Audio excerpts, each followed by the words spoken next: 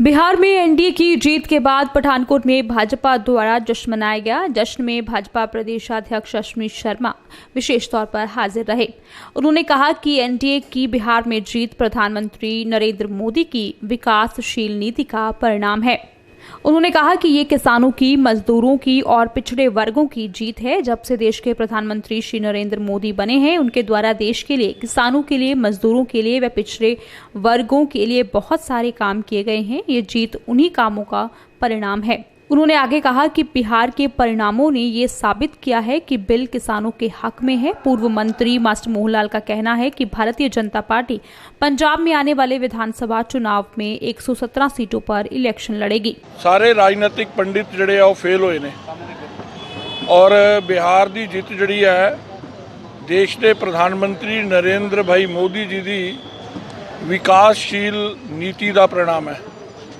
और ये जित जिहड़ी है किसानां नूं, मजदूरां नूं, पिछड़े वर्ग नूं समर्पित जिहड़ी जित है। और देश के प्रधानमंत्री जी जदों दे देश के प्रधानमंत्री बने ने, जिस प्रकार उन्होंने किसानां दे लई, दलितां दे लई, मजदूरां दे लई, कमज़ोर वर्ग दे लई, किसान दे लई काम कीते ने, ये उहदा ही परिणाम है कि बिहार ने सारे जातिगत समीकरणों तो उपर उठ के विकास दे लई, कानून व्यवस्था दे लई, अमन लई, शांति लई, भाईचारे लई जिहड़ा वोट कीता है। और इहदा परिणाम पूरे हिंदुस्तान दे अंदर पैन वाला है। और कल तुसीं देखिया होएगा कि मध्य प्रदेश के अंदर, गुजरात के अंदर और उत्तर प्रदेश के अंदर, कर्नाटका के अंदर, चाहे वो दक्षिण है, चाहे उत्तर भारत है, चाहे नॉर्थ उत्तर भारत है, मध्यवर्ती चुनावों के अंदर पूरा देश एक बारी फिर देश के प्रधानमंत्री के नाल खड़ा होया, उन्हां दी सोच के नाल खड़ा होया। और अनेक प्रकार दीयां गल्लां बिहार के चुनावां नूं लैके कीतियां जा रही सी।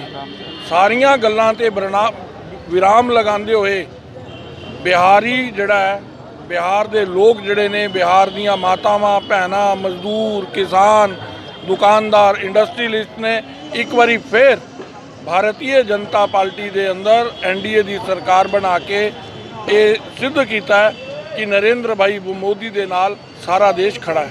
सर 2022 के चुनाव लैके पंजाब की रणनीति है भाजपा की, किवें सरकार अज खुशी का माहौल है अज, और इसका परिणाम जिहड़ा प्रभाव है पंजाब के अंदर भी देखने को मिलेगा। और एक पासे किसान बिलों को लैके बहुत सारे चर्चावां चल रही सी। बिहार होए, चाहे उत्तर प्रदेश होए, चाहे मध्य प्रदेश होए, ये परिणामां ने दस्सिया है कि यह जिहड़े बिल सी ये उन्हां दे हित च ने। और किसान दे बिना कोई भी चुनाव नहीं जितया जा सकता देश के अंदर। और देश के प्रधानमंत्री नरेंद्र मोदी जी ने उन्हां दी आमदन नूं डबल करन लई ये जिहड़े उपराले कीते ने, उहदे उत्ते लोकां ने मोहर लगाई। बिहार भारतीय जनता पार्टी की जित जिहड़ी है इतिहासिक जित है और सारे एग्जिट पोल नूं नकारदे हुए भारतीय जनता पार्टी ने जित प्राप्त की है। सारी देश च इस गल की बड़ी चर्चा सी कि भारतीय जनता पार्टी हार रही है जी। सारे टेलीविजन चैनल, सारे एग्जिट पोल और सारे अखबारों के नुमाइंदे यही गल दस रहे थे कि भारतीय जनता पार्टी जी है जी इस बारी हार जाएगी, नीतीश का बड़ा विरोध है जी, फलान है, ढींग है। पर बिहार की जनता ने एक सही फैसला किया है। बिहार की जनता ने लोकतंत्र की रखवाली लई अपने वोट का अधिकार किया है और जो जित प्राप्त की है ऐतिहासिक जित है। इस तरह की जित बंगाल च होएगी, इस तरह की जित असम च होएगी और 2022 का चुनाव भारतीय जनता पार्टी पंजाब भी जीतेगी। इस गल का भी विश्वास सारी भारतीय जनता पार्टी के कार्यकर्ताओं वालों असीं सारिआं नूं दिवाउणा चाहुंदे हां। Bharatiya Janata party cadre based party है और उस कैडर ने जो करिश्मा किया है, अपने कैडर को असीं मुबारकबाद देना चाहते हैं। बहुत बहुत मेहरबानी सब दी जिन्होंने वोट पाए।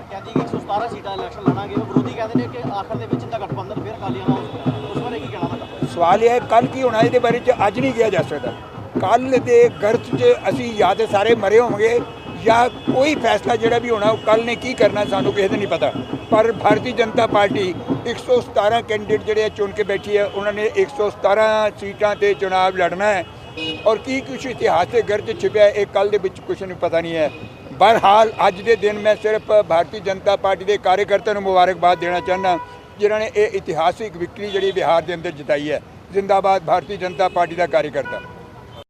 ਅੱਜ ਵਾਕਈ ਬੜਾ ਖੁਸ਼ੀ ਦਾ ਮੌਕਾ ਹੈ ਕਿ ਬਿਹਾਰ ਦੇ ਅੰਦਰ ਲਗਾਤਾਰ ਚੌਥੀ ਵਾਰੀ ਐਨਡੀਏ ਦੀ ਸਰਕਾਰ ਬਣਨ ਜਾ ਰਹੀ ਹੈ ਔਰ ਤੁਸੀਂ ਚੁਣਾਵ ਤੋਂ ਪਹਿਲੇ ਦਾ ਮਾਹੌਲ ਵੀ ਉੱਥੇ ਦੇਖਿਆ ਹੋਣਾ, ਜਿਸ ਤਰੀਕੇ ਦੇ ਨਾਲ ਚੁਣਾਵ ਪ੍ਰਚਾਰ ਇਸ ਵਾਰੀ ਚੱਲਿਆ ਹੈ ਔਰ ਜਿਸ ਤਰੀਕੇ ਦੇ ਵਿੱਚ ਝੂਠੇ ਵਾਅਦੇ ਕਰਕੇ ਲੋਕਾਂ ਨੂੰ ਬਰਗਲਾਉਣ ਦਾ ਪ੍ਰयास ਹੋਇਆ, ਉਹ ਬਿਹਾਰ ਦੀ ਜਨਤਾ ਨੇ ਪੂਰੀ ਤਰ੍ਹਾਂ ਉਸ ਗੱਲ ਨੂੰ ਰਿਜੈਕਟ ਕੀਤਾ ਔਰ ਪ੍ਰਧਾਨ ਮੰਤਰੀ ਆਦਰਨੀय ਸ਼੍ਰੀ ਨਰਿੰਦਰ ਮੋਦੀ ਜੀ, नीतीश जी और भारतीय जनता पार्टी की सारी नीतियां ਨੂੰ पूरी तरह एक्सैप्ट करते हुए चौथी वारी एनडीए ਨੂੰ दोबारा मौका दिता है। ये जिथे बिहार ਦੇ ਵਿੱਚ अमन शांति की जित है, कानून व्यवस्था की जित है, ਜਿਹੜੇ किसानों के हित ਦੇ ਵਿੱਚ कानून नरेंद्र मोदी सरकार ने लागू किए है, ਉਹਦੇ ਲਈ जित है। और मैनू ऐसा लगता है कि ना केवल बिहार के अंदर जिथे सरकार बनी है, जिथे जिथे भी बाई इलैक्शन हुए है, तुसी मध्य प्रदेश देखिया, मणिपुर दे विच देखिया, करनाटका दे विच देखिया, यूपी के अंदर देखिया, सब जगह के उपर भारतीय जनता पार्टी का परचम लहराया है। इसका परिणाम आने वाले समय के अंदर पंजाब दे विच भी देखने को मिलेगा और बड़े सुखद परिणाम पंजाब के अंदर भी आएंगे। मैं अज के इस मुबारक मौके के उपर सारे भारतीय जनता पार्टी के कार्यकर्ताओं को ढेर सारी बधाई देना, शुभकामनावां देना। धन्यवाद। देखो ਇਹ ਜਿਹੜਾ ਚੁਣਾਵ ਹੋਇਆ ਇਹ ਭਾਰਤੀ ਜਨਤਾ ਪਾਰਟੀ ਦੀ ਜਿੱਤ ਦੇ ਨਾਲ ਸਾਡੇ ਭਾਰਤ ਦੇਸ਼ ਦੇ ਵਾਸੀਆਂ ਦੀ ਵੀ ਜਿੱਤ ਹੈ। ਇਹ ਨਰਿੰਦਰ ਮੋਦੀ ਜੀ ਦੀ ਜਿਹੜੀ ਉਪਲਬਧੀਆਂ, ਜਿਹੜੇ ਇੱਕ ਮੁਸ਼ਕਿਲ ਸਮੇਂ ਦੇ ਵਿੱਚ, ਕਰੋਨਾ ਸਮੇਂ ਦੇ ਵਿੱਚ ਜਿਹੜੀ ਉਹਨਾਂ ਨੇ ਸੇਵਾ ਜਾਂ ਲਗਾਤਾਰ ਆਪਣੇ 6-7 ਸਾਲ ਦੇ ਟੈਨਿਓਰ ਦੇ ਵਿੱਚ ਜੋ ਜਨਹਿਤ ਦੇ ਕਾਰਜ ਕਰ ਰਹੇ ਆ, ਉਹਦਾ ਸਮਰਥਨ ਦਿੱਤਾ ਜਨਤਾ ਨੇ ਬਹੁਮਤ ਦੇ ਰੂਪ ਦੇ ਵਿੱਚ। ਤੇ ਇਹ ਜਿਹੜਾ ਮੈਂਡੇਟ ਹੈ ਇਹ ਆਉਣ ਵਾਲੇ ਸਮੇਂ ਦੇ ਵਿੱਚ ਪੂਰੇ ਹਿੰਦੁਸਤਾਨ ਦੇ ਵਿੱਚ ਇਹਦਾ ਦਿਖੇਗਾ ਪ੍ਰਭਾਵ। ਆਉਣ ਵਾਲੇ ਸਮੇਂ ਦੇ ਵਿੱਚ ਪੰਜਾਬ ਦੇ ਵਿੱਚ ਵੀ ਹੁਣ ਭਾਰਤੀ ਜਨਤਾ ਪਾਰਟੀ ਦਾ ਹਰ ਇੱਕ ਕਾਰਜਕਰਤਾ ਬੜਾ ਉਤਸ਼ਾਹਿਤ ਹੈ। ਤੇ ਇਹ ਜਿਹੜੀ ਕਿਸੇ ਟਾਈਮ ਦੇ ਉੱਤੇ ਇੱਕ ਪਾਰਟੀ ਵਿਸ਼ੇਸ਼ ਹੁੰਦੀ ਸੀ ਕਾਂਗਰਸ ਪਾਰਟੀ, ਉਹ ਫਿਰ ਸ਼ੇਸ਼ ਰਹਿ ਗਈ। ਉਹਦੇ ਅਵਸ਼ੇਸ਼ ਜਿਹੜੇ ਰਹਿ ਗਏ ਆ ਕੁਛ ਹੀ ਸਮੇਂ ਦੇ ਵਿੱਚ ਪੰਜਾਬ ਦੇ ਵਿੱਚ ਵੀ ਉਹਦੇ ਅਵਸ਼ੇਸ਼ ਨਜ਼ਰ ਆਉਣਗੇ ਤੇ ਭਾਰਤੀ ਜਨਤਾ ਪਾਰਟੀ ਪੂਰਨ ਬਹੁਮਤ ਦੇ ਵਿੱਚ ਪੰਜਾਬ ਦੇ ਵਿੱਚ ਵੀ ਸਰਕਾਰ ਬਣਾਏਗੀ। ਜੈ ਹਿੰਦ, ਜੈ ਭਾਰਤ।